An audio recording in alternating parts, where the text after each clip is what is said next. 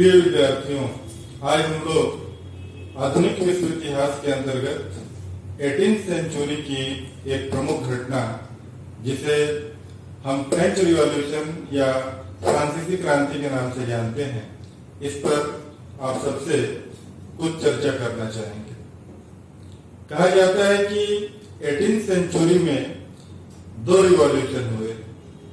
एक रिवॉल्यूशन रक्तहीन क्रांति थी और दूसरा रिवॉल्यूशन रक्त युक्त क्रांति थी। जिस रक्तहीन क्रांति की हम बात कर रहे हैं वह क्रांति इंडस्ट्रियल रिवॉल्यूशन थी, जिसे सर अर्नल्ड टोयनबी ने रिवॉल्यूशन का नाम दिया। और दूसरी महत्वपूर्ण घटना फ्रेंच रिवॉल्यूशन थी, जो रक्त युक्त क्रांति थी और इसने दुनिया को 3 संदेश दिया: स्वतंत्रता, समानता और बंधुत्व। फ्रांस की क्रांति का कालांतर में एक व्यापक प्रभाव न केवल यूरोप में बल्कि पूरी दुनिया पर पड़ा। यूरोप में जब राष्ट्रीय राजतंत्रों की स्थापना हुई थी, उस वक्त हमें इस बात का स्मरण होता है कि फ्रांस में बुर्बो वंश स्थापित हुआ था और इसका शासन काल अच्छा रहा, लेकिन लुई 14वें के शासन काल से फ्रांस की व्यवस्था बदलने लगी थी। लुई 14वां यह कहा करते थे कि वही राज्य है जिन्होंने 1643 से लेकर 1715 तक शासन किया। हालांकि उन्होंने अपने शासनकाल में फ्रांस को युद्ध में तो इन्वॉल्व नहीं किया, लेकिन अपने बाद अपने उत्तराधिकारी लुई 15वें को उन्होंने इस बात के लिए सचेत किया था कि तुम युद्ध न करना। लेकिन फिर भी लुई 15वें ने, जिनका शासनकाल 1715 से 1774 तक रहा, उन्होंने फ्रांस को 2 युद्धों में घसीटा, जिसमें एक युद्ध ऑस्ट्रिया पर उत्तराधिकार को लेकर था और दूसरा युद्ध 7 वर्षीय युद्ध था, जो कि इंग्लैंड के साथ 1756 से 1763 की अवधि में हुआ था। हम सब जानते हैं, जब भी कोई देश युद्ध में शामिल होता है तो उसको आर्थिक नुकसान का सामना करना पड़ता है, धन और जन की हानि होती है, वो अलग। तो इस तरह लुई 15वें ने फ्रांस को 2 युद्ध में इन्वॉल्व किया और लुई 15वें के बाद जब लुई 16वें का शासनकाल आया 1774 से लेकर क्रांति तक या उसके बाद कुछ दिनों तक, तो उसने भी फ्रांस को एक युद्ध में घसीटा, जिसे हम अमेरिकन रिवॉल्यूशन कह सकते हैं। अमेरिका का स्वतंत्रता संग्राम जब हुआ तो उसमें फ्रांसीसी सेना ने इंग्लैंड के विरुद्ध फ्रांस का साथ दिया था। इन शासकों में कुछ दुर्गुण भी था, जैसा कि मैंने बताया। लुई 14वें का यह कहना था कि वही राज्य है। लुई 15वें ने अपने शासनकाल के अंतिम दिनों में यानी 1774 में कहा था कि उसके बाद प्रलय आने वाला है, यानी उसे इस बात का अंदेशा हो चुका था कि उसने जिस तरह से शासन किया है वह एक अच्छा संकेत फ्रांस के लिए नहीं माना जा सकता। और लुई 16वें की जहां तक बात है, उसमें निर्णय क्षमता की कमी थी, इच्छा शक्ति की कमी थी और वह खुद कहा करता था कि उसे ऐसा लगता है कि ब्रह्मांड उस पर गिर रहा है और उसके पूर्वजों ने उसे कुछ नहीं सिखाया। यानी शासन के संचालन का, प्रशासन का उसे किसी भी प्रकार का अनुभव नहीं था। इस तरह फ्रांस में क्रांति के लिए परिस्थितियां पूरी तरह से अनुकूल हो गई थी। इन बुर्बो वंशीय शासकों के बारे में कहा जाने लगा था कि यह तो न तो पुरानी बात भूलते हैं और न तो नई बात सीखते हैं। एक निरंकुश और स्वेच्छाचारी शासन व्यवस्था फ्रांस में स्थापित हो गई थी और लुई 16वें के समय में इसका ठीकरा फूटकर सामने आया। किसी भी देश की जनता क्रांति पर तब उतारू होती है जब पानी उसके सिर के ऊपर से जाने वाला होता है। यही स्थिति फ्रांस में निर्मित हुई। फ्रांस की इस क्रांति कि जब हम कारणों पर बात करते हैं तो हमें इसके राजनीतिक कारण, इसके सामाजिक कारण, इसके आर्थिक कारण और इसके बौद्धिक कारण दिखलाई पड़ते हैं। आइए आज की चर्चा में हम लोग सर्वप्रथम फ्रेंच रिवॉल्यूशन के कारणों पर बात करें। सबसे पहले फ्रेंच रिवॉल्यूशन के राजनीतिक कारण क्या थे, इस पर जब हम बात करते हैं तो हम पाते हैं कि एक वंश के अधीन लुई 14वें, फिर लुई 15वें और लुई 16वें के शासनकाल में 1643 से लेकर 1793 तक की अवधि में हम देखते हैं कि राजा दिन प्रतिदिन निरंकुश होते गए, दिन प्रतिदिन स्वेच्छाचारी होते गए। इसका अंदाजा इस बात से ही लगाया जा सकता है कि 175 साल से स्टेट जनरल की मीटिंग नहीं हुई। फ्रांस में प्रशासन बिल्कुल दूषित हो गया था और यहाँ पर भाई भतीजावाद, धर्राशाही, अराजकता, अव्यवस्था, लाल फीताशाही यानी प्रशासन के जितने दुर्गुण होते हैं वे हमें दिखलाई पड़ने लगे। फ्रांस के इन शासकों ने इस अकुशल प्रशासनिक व्यवस्था को सुधारने का कोई भी प्रयास नहीं किया। राजा और रानी अपने रास रंग में व्यस्त थे। फिजूल खर्ची तो मत पूछिए। वर्साय के शीश महल के बारे में कहा जाता है कि यहाँ पर राजा को कितने घोड़े की आवश्यकता हो सकती है? 1, 2, 4, 10। राजा के पास 1500 घोड़े हमेशा तैयार रहते थे। तो इससे हमको इस बात का अंदाजा मिलता है कि वर्साय, जो कि पेरिस से 12 मील की दूरी पर था, वहां पर सुविधाओं या विलासिता की सारी वस्तुएं उपलब्ध थी और ये लोग खुलकर धन खर्च किया करते थे। फ्रांस में एक भ्रष्ट न्याय व्यवस्था इन पूर्ववंशीय शासकों के समय में प्रचलित थी। कहा जाता है कि लगभग 17 प्रकार के न्यायालय थे, 400 प्रकार के कानून थे और जो चोगे वाले सामंत न्यायाधीश थे उनके पद बेचे जाते थे, यानी न्याय खुलेआम बिकता था। आप अंदाजा लगा सकते हैं कि जिस देश में न्याय खुलेआम बिकेगा उस देश की व्यवस्था किस तरह से दूषित हो चुकी होगी। इसके अलावा राजा ने कभी भी इन व्यवस्थाओं को दुरुस्त करने में अपनी अभिरुचि को प्रदर्शित नहीं किया। एक लेस द कासे नाम के वारंट के बारे में हमें जानकारी मिलती है जिसमें किसी भी व्यक्ति को गिरफ्तार किया जा सकता था, उसे जेल भेजा जा सकता था, यानी वहां के नागरिकों को स्वतंत्रता प्राप्त नहीं थी। वहां की जनता करों के बोझ से दबी हुई थी और सुविधा भोगी वर्ग अय्यासी में डूबा हुआ था। राजा लुई 16वां की पत्नी मेरी अंतायनेत के चरित्र की जब हम बात करते हैं, वह ऑस्ट्रिया की मेरिया थेरेसा की पुत्री थी। ऑस्ट्रिया के शासक जोसेफ द्वितीय की बहन थी। उनके बारे में यह कहा जाता है कि अपने समय में एक रूपवती स्त्री के रूप में उनकी गणना होती थी। ऊपर वाले ने रूप दिया, सौंदर्य दिया, लेकिन शक्ल के साथ अकल नहीं दिया।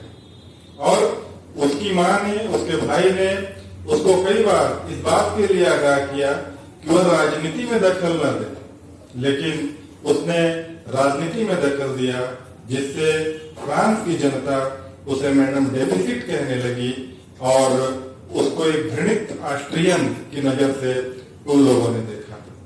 उसको व्यवहारिक ज्ञान इतना कम था जिसकी जानकारी हमें एक उदाहरण से मिलती है, जिसमें एक दासी से उसने उस वक्त एक प्रश्न पूछा कि जब महिलाएं रोटी रोटी की मांग करते हुए बढ़ी तो उसने कहा कि ये लोग क्या कर रहे हैं। उसकी सेविका ने कहा ये लोग रोटी मांग रहे हैं। तो रानी ने कहा कि ये लोग केक क्यों नहीं खाते। अब आप सोचिए, रोटी महंगी थी या है, या केक महंगी थी या है। तो इस तरह उसको व्यवहारिक ज्ञान नहीं था। अगर वह अपने श्रृंगार में, अपने सौंदर्य में, अपने दिखावे में इन्वॉल्व रहती तो फ्रांस का उतना बुरा कुछ नहीं हुआ होता, लेकिन उसने राजनीति में दखल दी और लुई 16वें को उसने मिसगाइड किया, जिसके कारण सन 1789 की फ्रांसीसी क्रांति हुई। इसके अतिरिक्त जो फ्रांस के शासक रहे, चाहे वह लुई 14वें हो, लुई 15वें हो या लुई 16वें हो, इनके समय में व्यवस्था निरंतर या क्रमिक रूप से दिन प्रतिदिन दूषित होने लगी और इनकी निरंकुश शासन व्यवस्था में सारा कार्य इन्होंने केंद्रीकृत कर लिया था कि अगर गांव में एक चर्च की मरम्मत भी करानी है तो अनुमति वारसाय से लेनी होती थी। इस वजह से फ्रांस की जनता अपनी शासन व्यवस्था से बहुत खिन्न थी और कालांतर में इस व्यवस्था को बदलने के लिए उन्होंने 1789 की क्रांति में हिस्सा लिया और एक सफल क्रांति इन लोगों ने की थी। लुई 16वें के बारे में कहा जाता है कि एक बार उसके एक मंत्री ने उसके समक्ष आकर अपना त्यागपत्र दिया, तो इसके जवाब में लुई 16वें ने कहा था कि आप कितने सौभाग्यशाली हैं कि आप त्यागपत्र दे सकते हैं, लेकिन राजा त्यागपत्र नहीं दे सकते। इसके अतिरिक्त जब हम सामाजिक कारणों पर बात करते हैं कि फ्रांस की क्रांति के सामाजिक कारण क्या थे, तो हम पाते हैं कि फ्रांस का समाज दो वर्गों में विभक्त था। एक वर्ग विशेषाधिकार युक्त वर्ग था और दूसरा वर्ग विशेषाधिकारहीन वर्ग था। और जो वर्ग विशेषाधिकार युक्त वर्ग था उनकी संख्या बहुत कम थी, महज 1% थी, जिसमें प्रथम श्रेणी में पादरी लोग आते थे और दूसरी श्रेणी में सामंत लोग आते थे। पादरियों की संख्या 1,30,000 उस समय की बताई जाती है और इन पादरियों में एक उच्च वर्गीय पादरी थे और दूसरा निम्न वर्गीय पादरी थे। जो उच्च वर्गीय पादरी थे वे व्यवसाय में बड़े शहरों में रहते थे और निम्न वर्गीय पादरी जनता के साथ ग्रामीण क्षेत्र में अन्य शहरी क्षेत्र में रहा करते थे। फ्रांस की लगभग 20% जमीन इनके अधीन थी और ये लोग टैक्स भी नहीं देते थे। दूसरा वर्ग विशेषाधिकार युक्त वर्ग में से था सामंतों का वर्ग, जिनकी संख्या लगभग 4 लाख थी। 80,000 परिवार इसके अंतर्गत आते थे और 1/4 जमीन इनके अधीन हुआ करता था। और जो अलग वर्ग था विशेषाधिकारहीन वर्ग था, इसमें 3 कैटेगरी थी। एक किसानों की कैटेगरी, दूसरी बुर्जुआ वर्ग की कैटेगरी और तीसरी मजदूरों की कैटेगरी। किसान के बारे में हम सब जानते हैं कि वे सूर्योदय से सूर्यास्त तक अपने खेतों में काम करते थे, पसीना बहाते थे, लेकिन साल के अंत में उसके पास खाने को खुद कुछ नहीं बच पाता था। सारा उत्पादन टैक्स के रूप में चला जाता था। दूसरा वर्ग विशेषाधिकारहीन वर्ग का था बुर्जुआ वर्ग या मध्यम वर्ग। यह वर्ग बौद्धिक कार्यों में आगे था, इसके पास धन भी था, लेकिन वे अधिकार इनके पास नहीं थे जो विशेषाधिकार युक्त वर्ग के पास थे। इसलिए इनके संघर्ष का मूल कारण था अधिकारों को पाना, अपने हक को पाना। इसके लिए इन्होंने इस क्रांति में अपने आप को इन्वॉल्व किया था। इसीलिए नेपोलियन बोनापार्ट ने एक अवसर पर कहा था कि फ्रेंच रिवॉल्यूशन में बुर्जुआ वर्ग के भाग लेने का कारण स्वतंत्रता नहीं, बल्कि उनकी विशेषाधिकार युक्त वर्ग के समानता की चाह थी। इसलिए उन्होंने हिस्सा लिया था।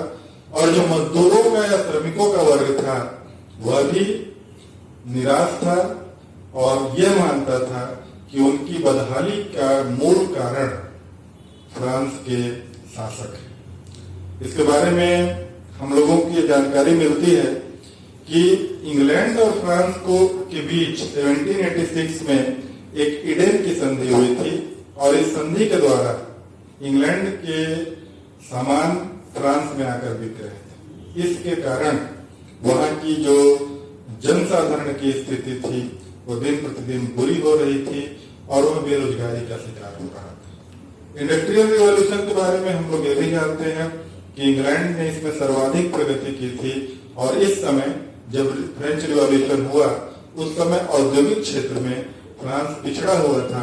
इसलिए उस समय की आवश्यकता थी कि फ्रांस इंग्लैंड के सामान को मंगाए और उसकी जनता उसका उपभोग करे। तो इस तरह एक कहावत फ्रांस में प्रचलित हुई, अमीर लड़ते हैं, पुजारी पूजा करते हैं और जनसाधारण टैक्स देने का कार्य करते हैं।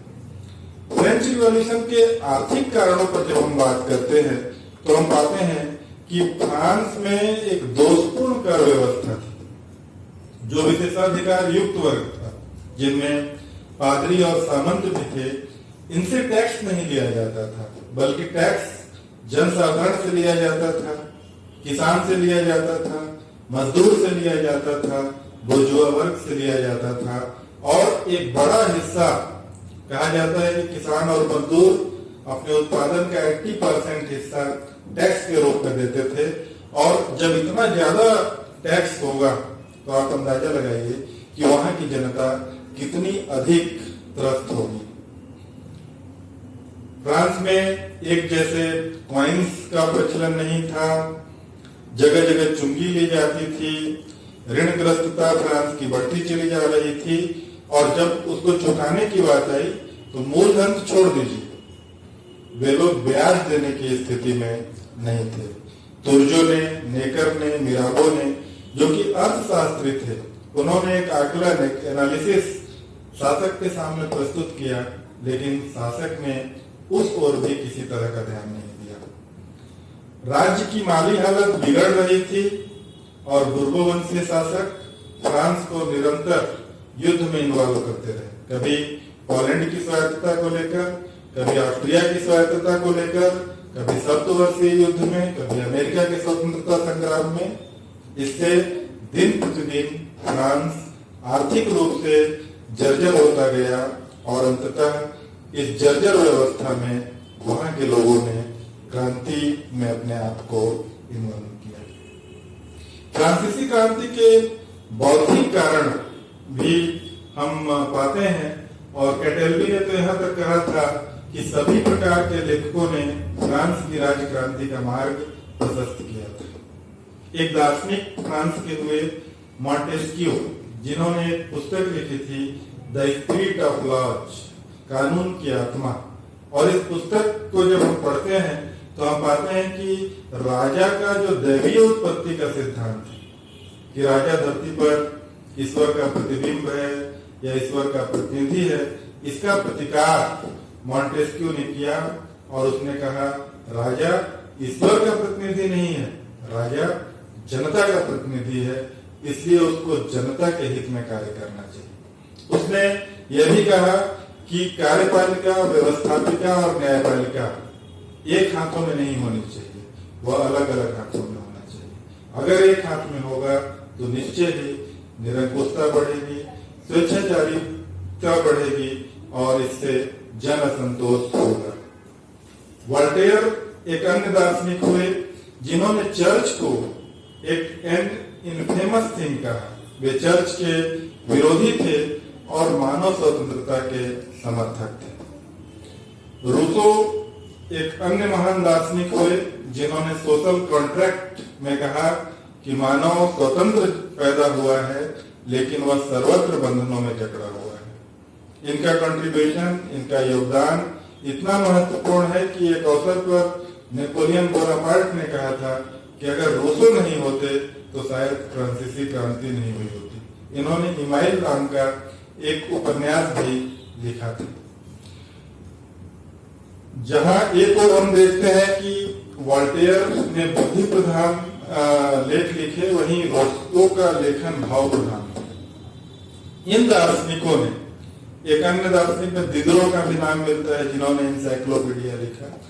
इन दार्शनिकों के अलावा अन्य लेखकों ने भी फ्रांस की जनता को निरंतर जागरूक करने का कार्य किया। और बुद्धिजीवी अगर मौन हो जाएंगे तो जनता जागरूक नहीं हो सकती। इसलिए समय की आवश्यकता को पहचानते हुए वहां के बुद्धिजीवियों ने अपने लेखों के माध्यम से, अपने तर्कों के माध्यम से, वहां के जनसाधारण को निरंतर जागृत और प्रेरित करने का कार्य किया। अमेरिका के स्वतंत्रता संग्राम के बारे में हम लोग बात कर रहे थे, जो कि 1776 से 87 के बीच हुआ था। उसमें लुई 16वें ने अपने सैनिकों को भेजा। उनके सैनिकों की मदद से अमेरिका स्वतंत्र हुआ।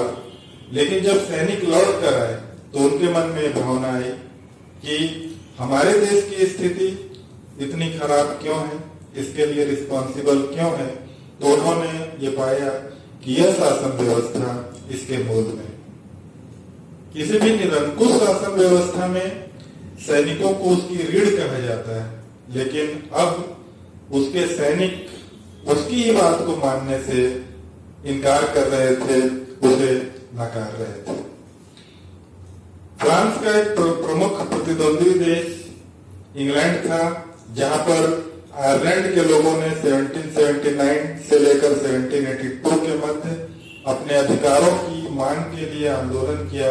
इसमें उनको स्वतंत्रता प्राप्त हुई और इस तरह इससे भी प्रेरणा फ्रांस के लोगों को मिली। इस तरह हम ये पाते हैं कि फ्रांस के लोग ऐसे सर्वप्रथम लोग थे जिन्होंने अन्याय और उत्पीड़न की भावना में सुधार करने की इच्छा से क्रांति किया और इस क्रांति में उनको सफलता प्राप्त हुई। लेकिन फ्रांस की क्रांति की निश्चित तिथि क्या थी, इसके बारे में कुछ इतिहासकारों का मानना है कि 5 मई 1789 को जब स्टेट जनरल की मीटिंग बुलाई गई, उस समय क्रांति हुई, इसकी शुरुआत हुई। या इसके अलावा कुछ इतिहासकारों का मानना है कि 14 जुलाई 1789 को जब बैस्टिल के दुर्ग का पतन हुआ, वह क्रांति की तिथि। हम क्रांति की तिथि चाहे जो भी माने, लेकिन इतना अवश्य मानते हैं कि इस फ्रांस की क्रांति ने दुनिया को यह संदेश दिया कि राजा अगर प्रजा का अहित करेगा तो प्रजा को भी अधिकार है कि वह इस निरंकुश और स्वेच्छाचारी शासन व्यवस्था को उखाड़ सके। मेटरनिक ने तो यहाँ तक कहा था कि फ्रांस की क्रांति का इतना अधिक प्रभाव पड़ा कि यह कहा जाने लगा, जुकाम फ्रांस को होता है लेकिन छींकता सारा Europe. Thank you very much.